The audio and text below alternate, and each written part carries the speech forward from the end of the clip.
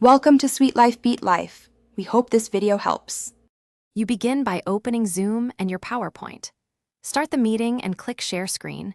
Choose the PowerPoint window rather than the whole desktop so notifications stay hidden. Make sure to check Optimize for video if you have embedded media and enable computer audio when you share. Once done, start the slideshow in PowerPoint. This keeps slide controls available. Doing this first saves time and prevents common privacy or performance hiccups while presenting.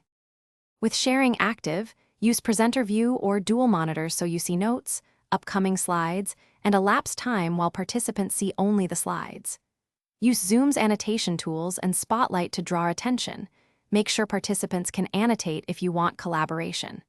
If your slides include videos, play them in place and confirm audio is routed through the shared computer sound.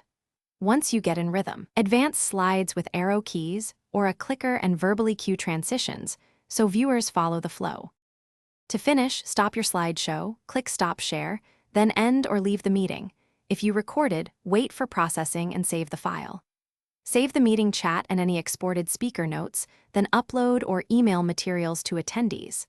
If something goes wrong, audio, frozen slides, or no video, first stop sharing and restart Zoom, then reshare the PowerPoint window. This resolves most connection or permission glitches. Make sure your computer audio is re-enabled after troubleshooting. Thanks for watching. Consider subscribing if we helped you.